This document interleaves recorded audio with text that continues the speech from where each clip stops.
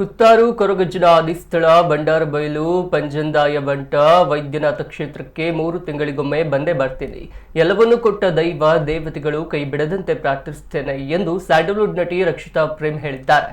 ಶುಕ್ರವಾರ ಕುತ್ತಾರಿನ ಕೊರಗಜ್ಜ ದೈವದ ಆದಿಸ್ಥಳಕ್ಕೆ ಕುತ್ತಾರು ಬಂಡಾರಬೈಲಿನ ಪಂಜಂದಾಯ ಬಂಟ ವೈದ್ಯನಾಥ ದೈವಸ್ಥಾನಕ್ಕೆ ಭೇಟಿ ನೀಡಿ ಪ್ರಾರ್ಥನೆ ಸಲ್ಲಿಸಿದರು.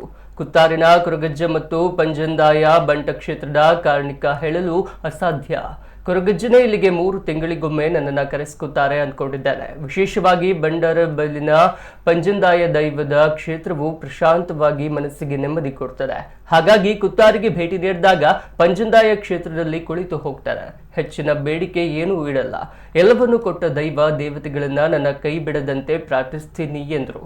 ನೆಚ್ಚಿನ ನಟಿಯನ್ನ ಕಂಡ ಸ್ಥಳೀಯರು ರಕ್ಷಿತಾ ಜೊತೆ ಸೆಲ್ಫಿ ತೆಗೆದು ಸಂಭ್ರಮಿಸಿದರು.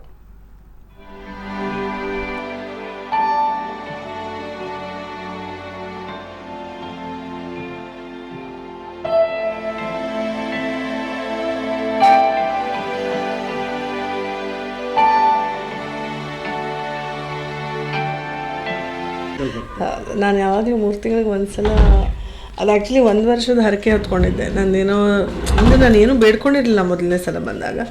3 ತಿಂಗಳಿಗೆ ಒಂದ್ಸಲ ಬಂದು ಹೋಗ್ತೀನಿ ಅಂತ ಸುಮ್ಮನೆ ಹೇಳ್ಕೊಂಡಿದ್ದೆ. ಮತ್ತು ಆವಾಗಿಂದ ಅಜ್ಜನೇ 3 ತಿಂಗಳಿಗೆ ಒಂದ್ಸಲ ಕರ್ಸ್ಕೋತಾರೆ ಅನ್ಸುತ್ತೆ ನನಗೆ.